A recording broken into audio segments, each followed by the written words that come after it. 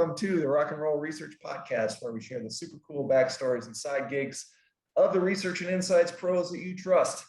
Today's guest is Alistair Vince, CEO and Chief Tinkerer at a company called Watch Me Think, which specializes in gathering and analyzing consumer-made video ethnographies. Company that I must say has really fresh ideas and ways to really understand products and experiences from the consumer's perspective. Now, in addition to running the company and myriad speaking engagements, Alastair spends what I think is probably, he would admit, an inordinate amount of time scouring and curating for all sorts of interesting tidbits from the world's of marketing, insights, and innovation, which he publishes on his fortnightly blog called The 100. We'll talk about all that and more on today's podcast. So welcome to the show, Alastair. Thanks, Matt. It's really kind of you. Really lovely introduction. I almost don't recognize myself, but yeah, it's very lovely to be here. Really nice. Thank you it's an honor. So thank you.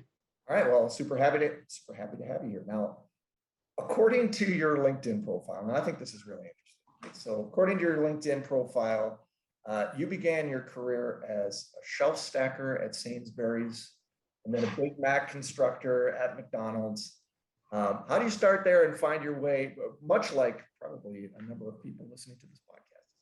So how do you go from there to finding your way into the world of research and insights?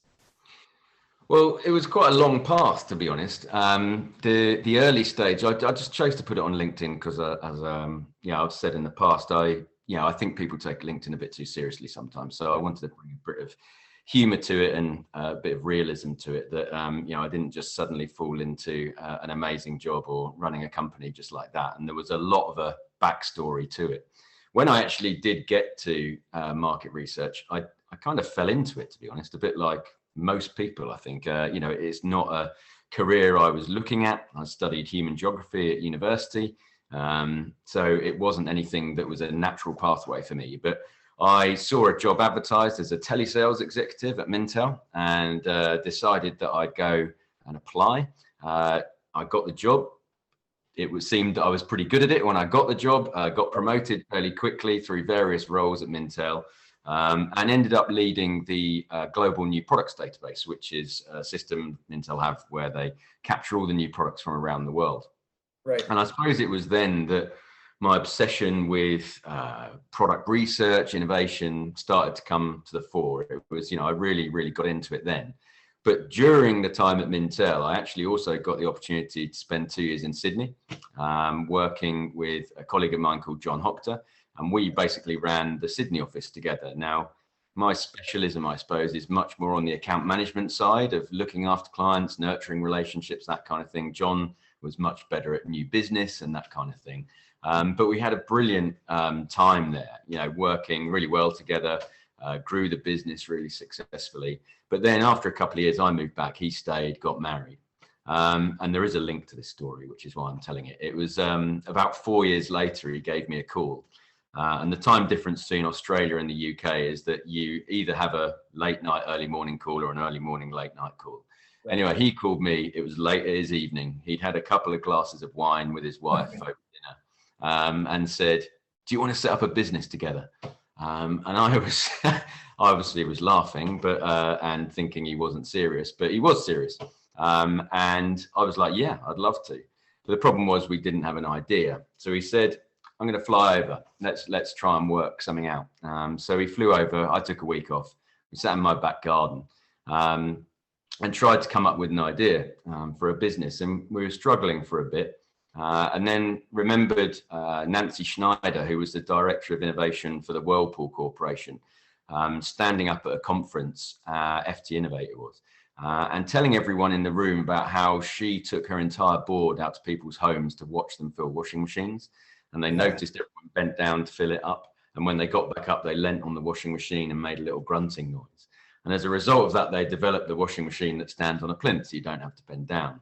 And we were sitting in the audience just a bit stunned by all this. It was all a bit strange, this this observational research, because we'd worked with data more than anything else, was really exciting. So, this was something we thought about. But we also had been working when we were in Australia with lots of innovation teams and brand managers and marketers who couldn't get their, junior brand managers out to people's homes, let alone board members. And we thought, well, if we could bring the two together somehow, maybe there was something there. So when smartphones became more powerful, as they were when we were sitting in that back garden, we started to join the dots a little bit together, and we came up with the idea for Watch Me Think, which is now still going as a business. It's 10 years old now. It's got 35 people working for it. We've got 3 offices around the world. And we're independent. We choose what we want to do.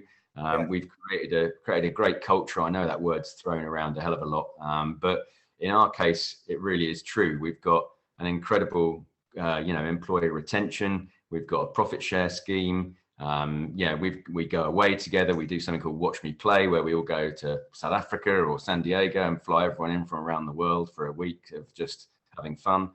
And there's those types of things that, when I was, throughout all my jobs that I've had in the past, everything, going back to even night portering at a hotel, what we wanted to do when we set up Watch Me Think was create a place that we wanted to work in.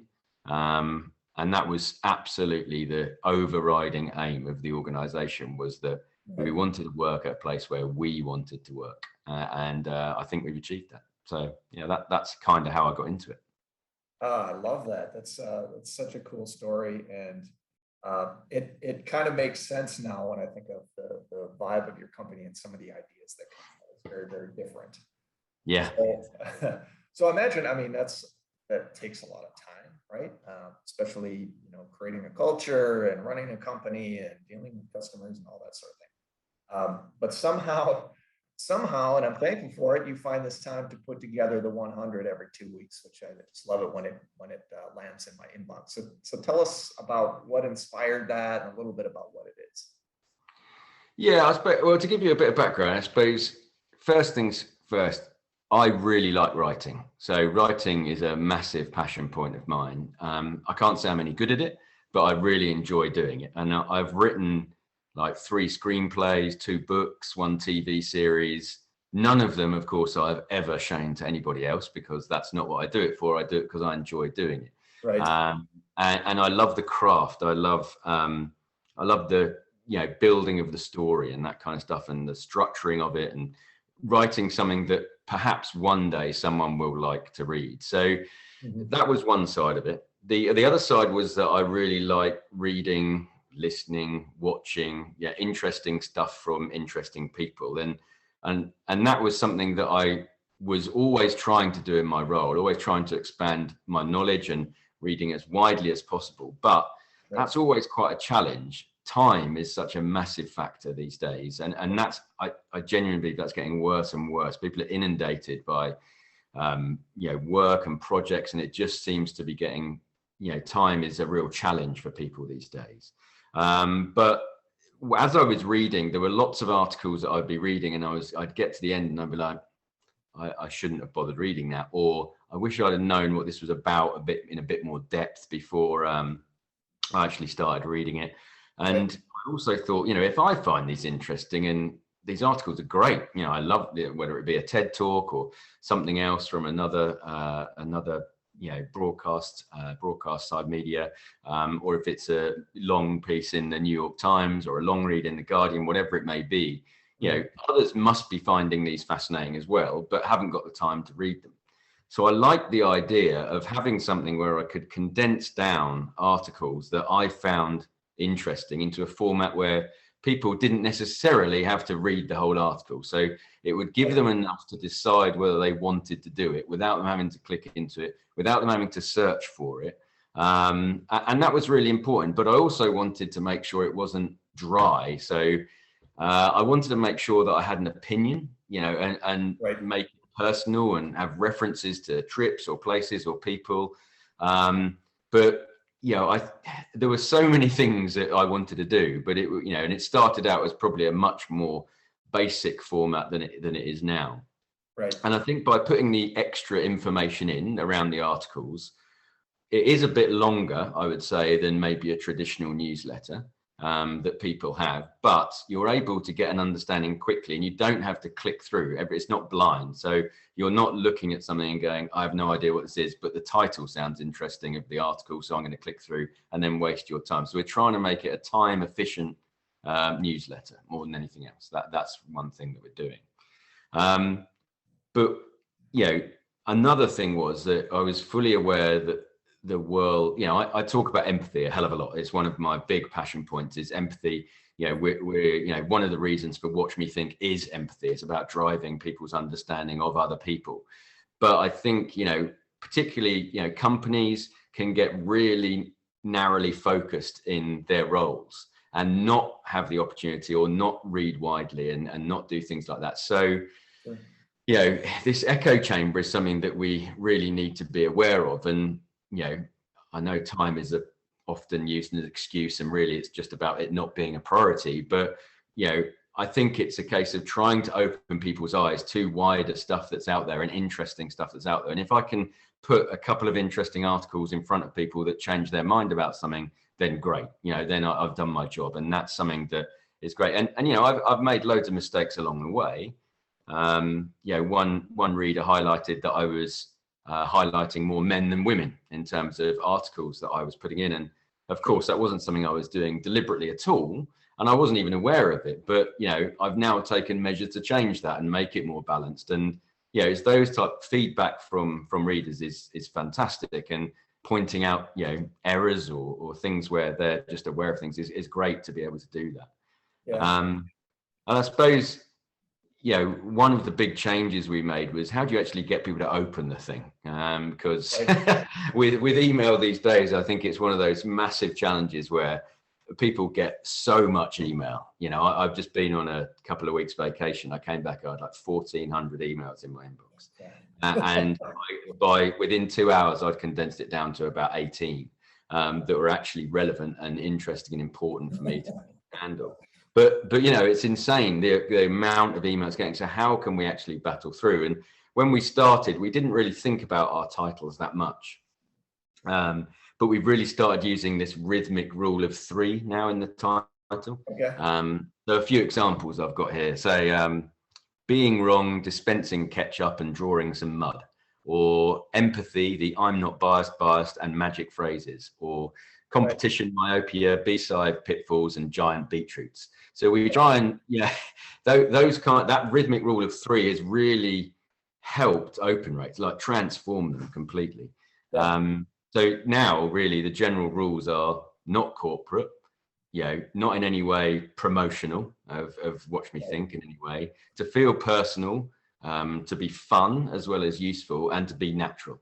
And it takes a lot of effort to make it look natural, I must say. It's one of those things where you have to put a lot of work in to make the language look natural. But the copy is now edited by 3 different people. So from 3 different backgrounds, genders, all sorts of different things. So it enables us to make sure try and make sure we're capturing and making it as relevant to as many people as possible. So. Yeah. I can relate to that because it's relevant. I know the content is going to be relevant because I've seen it before. But then the quirky, like you said, the rule of 3 makes it enticing. It's like, oh, I gotta see what that's about, right? Yeah. It's relevant, so it's time that's worth my while. But it sort of teases it in a interesting way. So definitely. Yeah, it's cool. So is there anything, since I know this was a passion project for you, it's just kind of done on the side, is there anything that you've sort of learned from that experience that you put back into your business? Yeah. Oh, I mean, loads. I think probably most of the stuff we've learned is around comms, and obviously it being a newsletter, that's you're naturally going to find that, but really sort of spending a very, very high factor of time on the subject line of emails that we're sending to people, even just when it's one-to-one.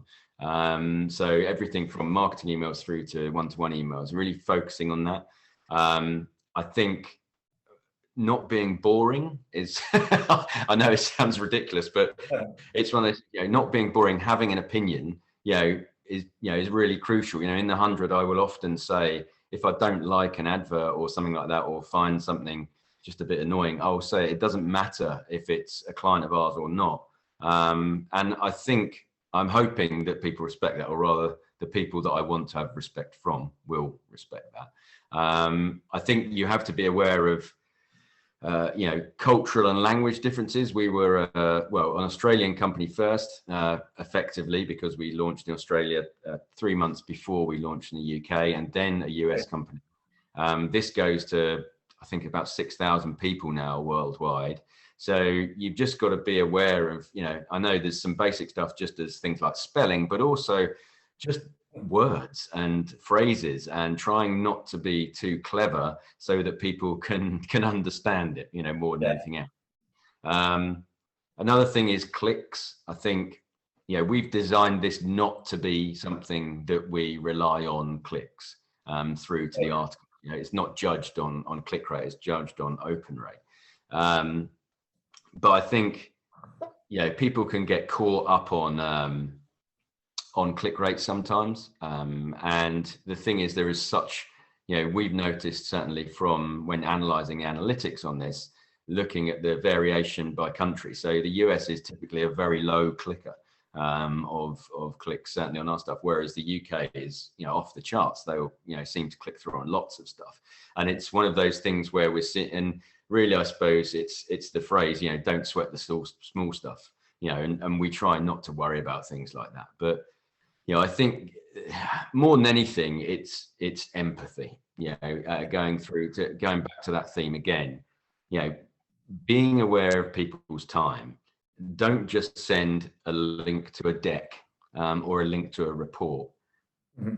Give them a reason to click through, or explain to them what that's about. This is in our everyday, this is in our agency world, but making sure that, they only have to click if they want to. Don't make it more work for them. Do the work for these people as much as possible. That's really what we're trying to do. And that's what the biggest learning I think we've taken from the 100. And that's developed over time, but do as much of the work for them as possible. Have empathy for that audience more than anything else. And the final thing I would say, which is a really interesting, I think it's really interesting. It might not be interesting at all, but is never underestimate how much people are still fascinated by PowerPoint. It is one of those things that I have absolutely no understanding why, but every year we do an assessment of the most popular articles. And every year, without fail, at least 1 or 2 articles that mention PowerPoint will be in the top 2.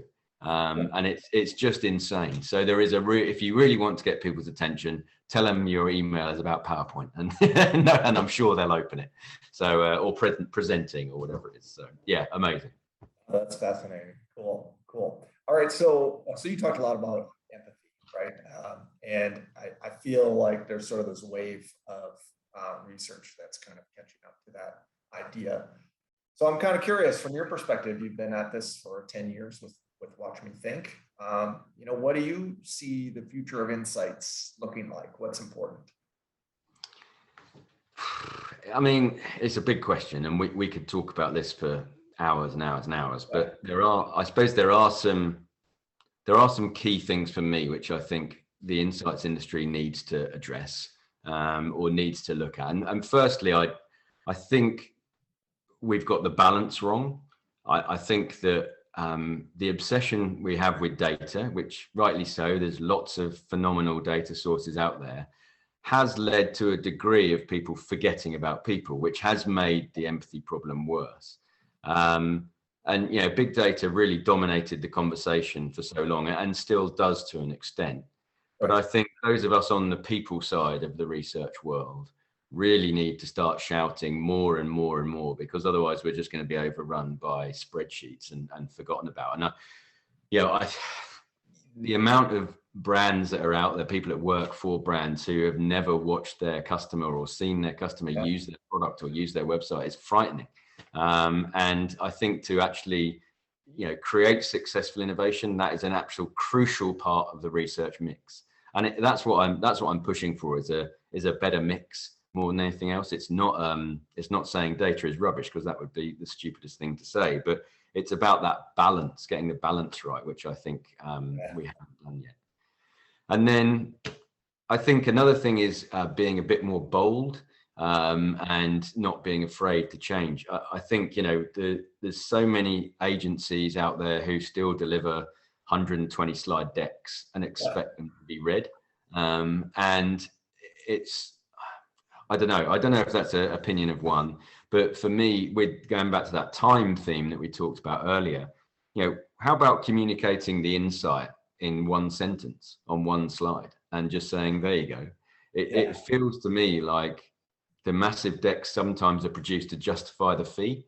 And I think that that's what clients actually want to know, is what has been uncovered. And they want to do that in the most compelling and efficient way possible. But we seem to avoid that. So that would be another one.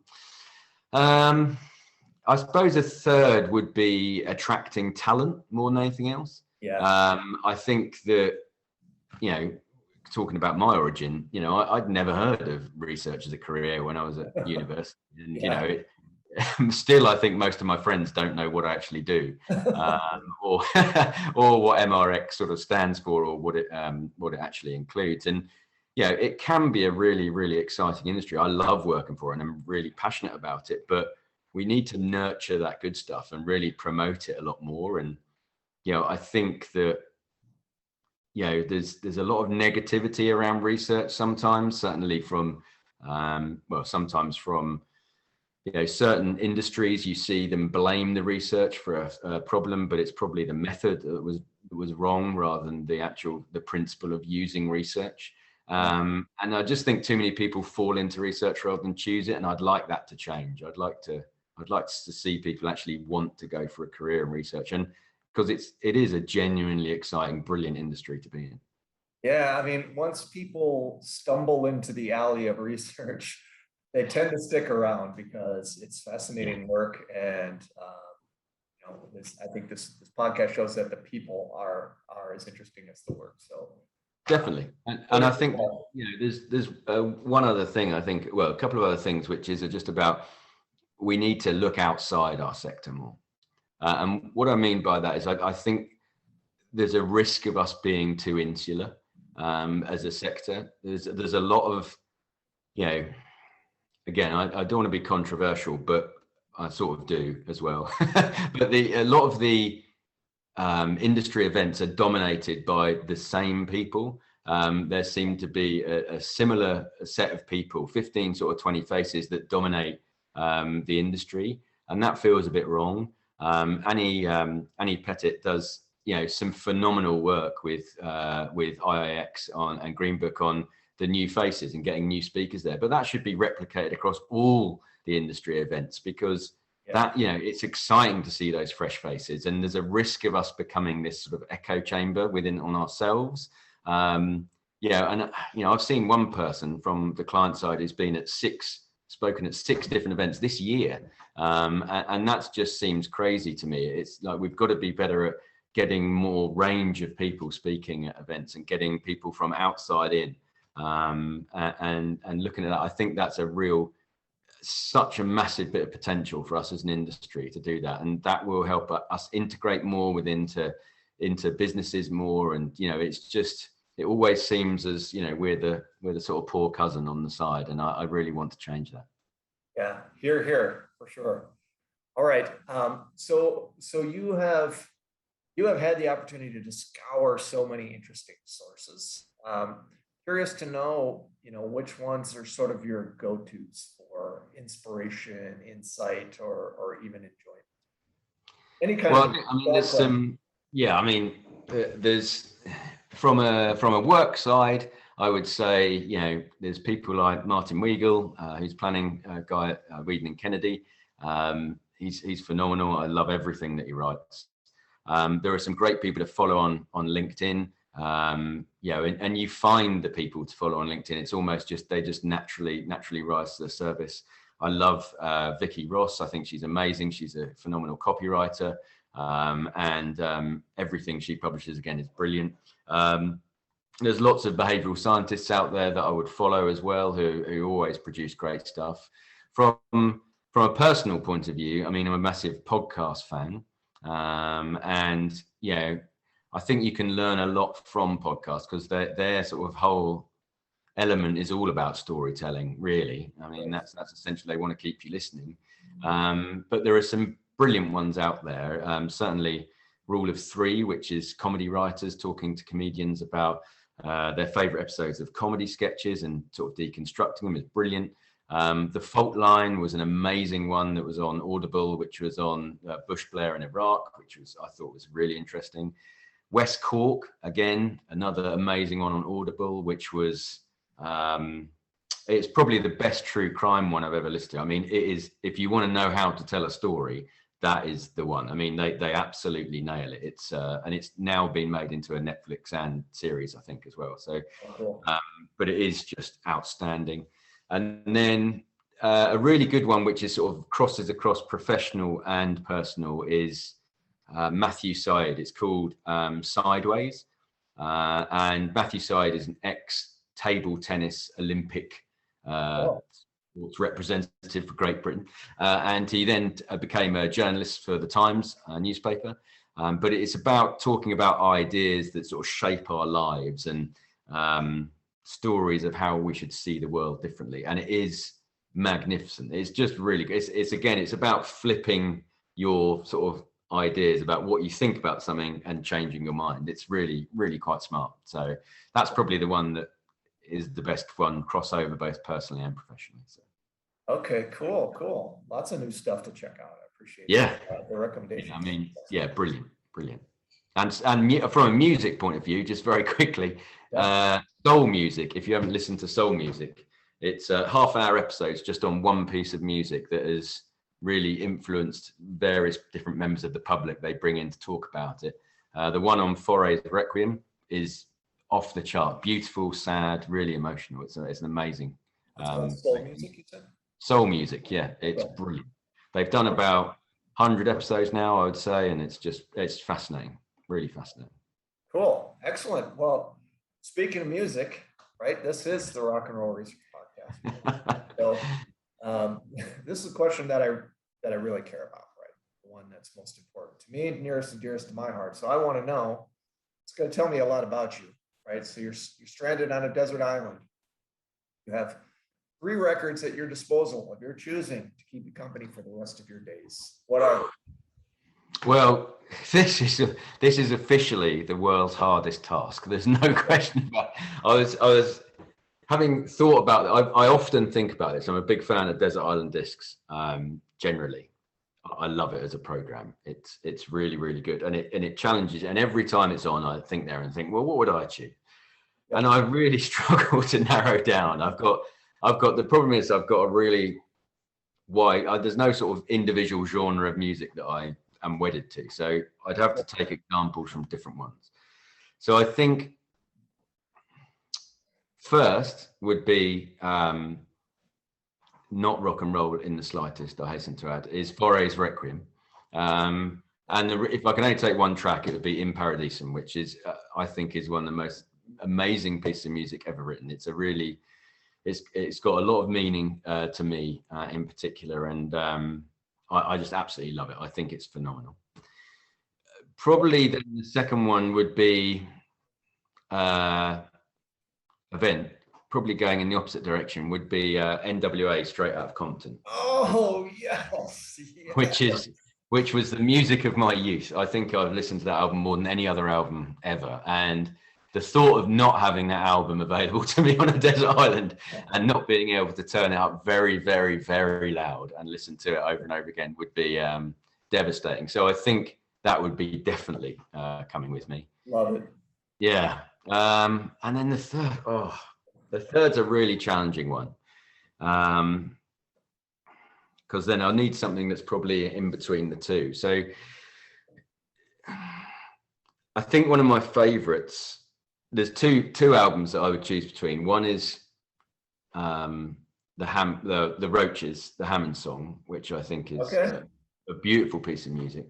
But also, I've also got Etta James, which I think is her album is brilliant. I think I'd have to take the Etta James because I just think that's my calm. before the storm of NWA. So yeah.